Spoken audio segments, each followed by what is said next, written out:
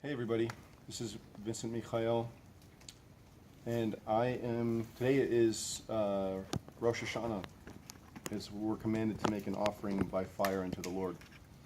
And these two books, though they look like Bibles, it's disguised like that on purpose. This book is called The Game, Yeah, it's good. and this book is called The Rules of the Game. It's good. Honestly, these are two of the worst books that you could ever purchase. If you're a guy and you have them, you need to get rid of them. And I've been waiting for the right day in order to do this, and because it's a new year, it's time to get rid of them. So what are these books? By the way, these books are instruction manuals on how to manipulate women and to do more than just get a mate. And when the two guys who wrote this book, when they first started writing this book, their objective was to just get a date. But the more they studied, the more they found out that they could actually manipulate women into sleeping with them. And I feel this is 100% against God. Oh, and by the way, it works, guys. Like, the contents within this book absolutely work. It is absolutely not a joke. And again, if you have these books in your house, you need to get rid of them. They are not what God wants us to be doing for our women. Can I ask a question? Yeah, go for it. Do you think any of this is related to sex magic? Have you heard of that? No, actually I haven't. I don't know what that is. From what I understand, Aleister Crowley practiced it. And so it's just a way to, and I don't know much about it, I don't at all, except I just know that it's the way that they use sex and magic to perform, what is the word? Basically just to gain power. I think, when, like I said in the beginning, when the two guys who wrote the book started out, I really think that they were sincere in wanting to know and understand how women work and how they tick and what women want in a man, but it grew to be beyond that.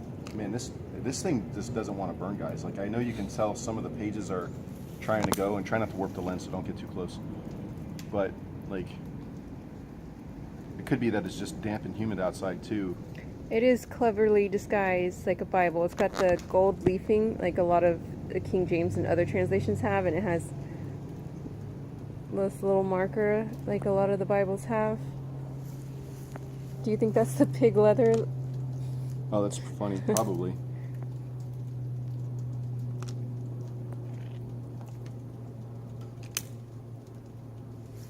So this book also was turned into a TV show. So if you guys have ever seen the TV show called The Game, the two guys that were on the show, if I remember right, they were the two that wrote the book, first two guys. Do you want to tell a story on how you realized what it was really about? So hopefully that just starts taking off. This thing's going to smolder for like a month. So how I came across this book, I was done with my divorce, and I had a relationship that I was in that just devastated me after my divorce, and my confidence was shot. I was very sick and tired of the church. I was sick and tired of, I was just angry at God. I was angry that, we're called to be doing XYZ for the Lord, preaching the gospel and bringing the word to the needy. And I was at the time, I was really sick of the church, just sick of it. And so I went to the self-help section in the bookstore, and to be honest, guys, it was multiple bookstores that I went to, and I had seen this book lying around at a couple different stores, and I was like, you know what, I'm going to give this a shot. Oh, I had this other book. As a matter of fact, I probably should burn that one too, but I don't know where that went. I think I gave it away to somebody. Oh, that's good. Spreading Yeah. the good news. Oh no, I remember. I did give it away to a friend and told her that the book was dangerous and what kind of signs to watch out for. And guys, that book was called The A Game, and it meant alpha game. And so these books are designed really to teach you how to be an alpha male, and how to deal with other alpha males, and how to alpha other alpha males. These things just don't want to burn. It's crazy. I feel like even if I set a matchbook on fire, this thing's not even going to go. So, when I was reading the Alpha Male book, I felt like it was diet. It wasn't like real grit. Like, it was more the theory of, hey, this is what could happen. But it's like most stuff in the Bible, from hearing from pastors talk, they're like, oh yeah, this is what you need to do, and this is what's going on, and you should be doing this. But there's no how. Like the how part is always left out to me when I listen to pastors and some rabbis. The how part. The doing is like the reading is the easy part. The application is not so much. So these books actually go into great detail about the how of things. There, now it's starting to go.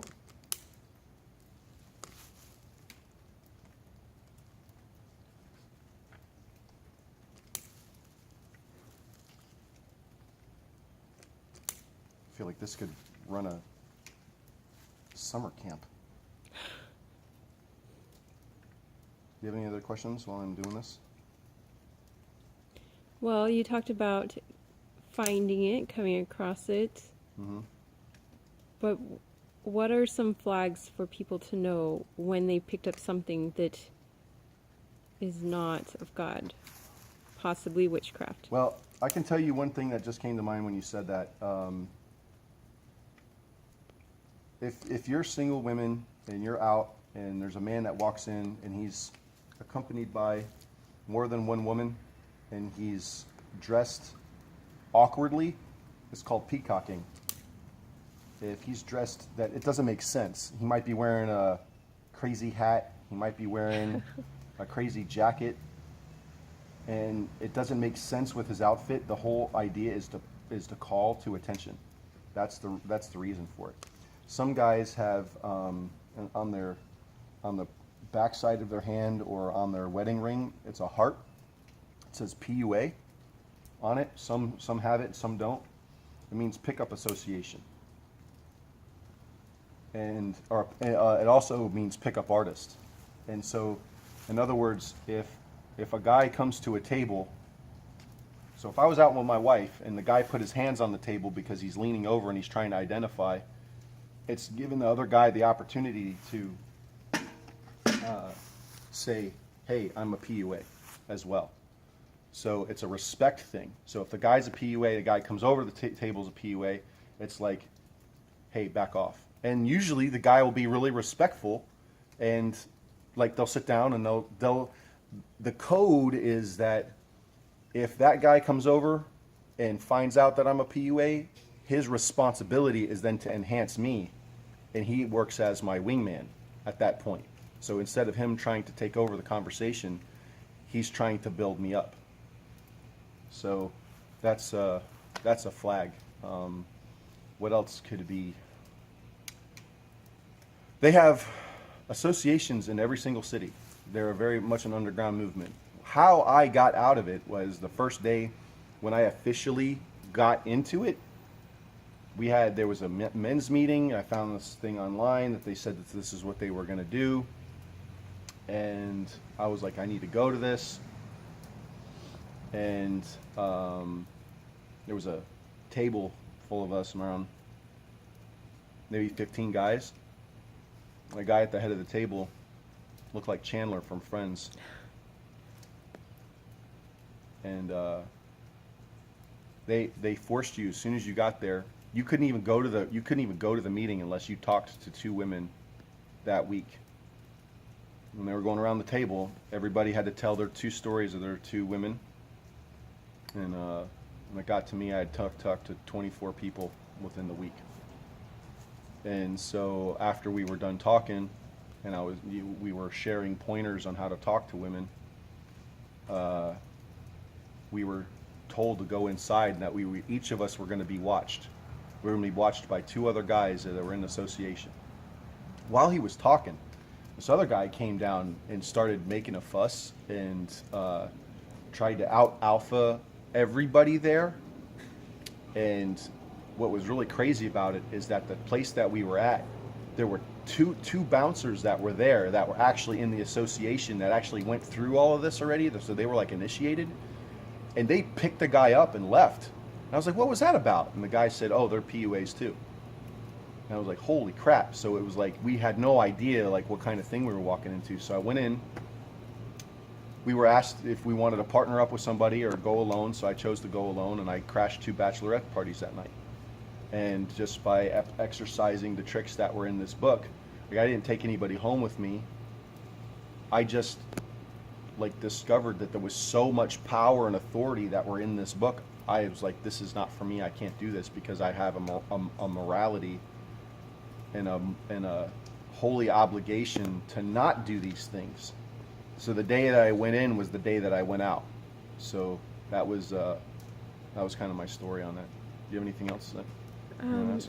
Not that I can think of. We have about 2 more minutes on my battery. Looking at this, like this stuff is just smoldering. It just doesn't want to go.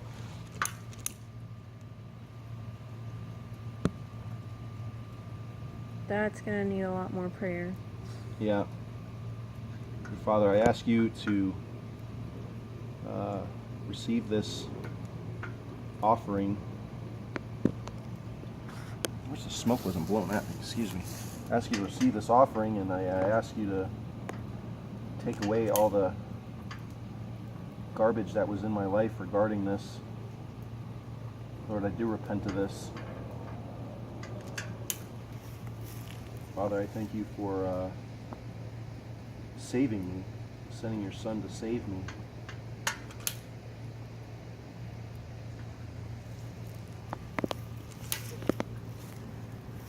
You know, when this kind of stuff doesn't burn like this, it makes you wonder what kind of principality is like really mixed in with this kind of thing. It mixed in with my stupidity and not understanding how fire works. Because I know this stuff is all closed up, so let's try to do this. Science, people. Right? Ooh, that's hot.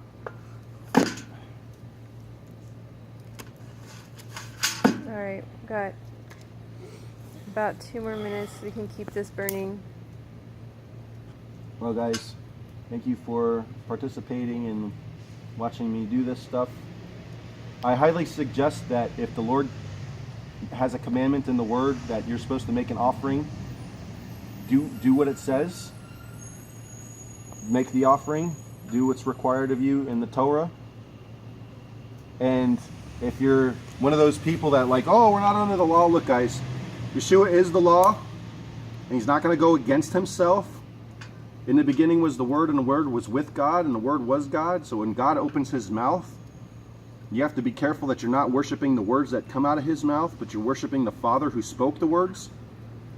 I know that's kind of like an advanced teaching for people, but it's not really talked about behind the pulpit. If the whole entire idea is that Mashiach comes to reconcile us to the Father, then we need to be paying attention to the Father. And if he has rules and regulations for us to abide by on this planet that he made for us, just because you don't understand it doesn't mean you shouldn't be doing it. So if he says to make an offering by fire, you know, yes, there is animal sacrifice to be done by fire too, but this is a sacrifice that I'm doing about my own heart and my own spirit. This is led. I was led to do this. This was not something that I'm doing because I thought it was a good idea. Or your wife made you. Or my wife made me. And he's had this before we were married, and he's been talking about doing this for a while. Yom Kippur is coming up, so it's a day of atonement, restoring, God breaking and mending. Oh wait. We have a 1-minute marker, but I am reminded of in Acts where they burned all their books of witchcraft, all their everything.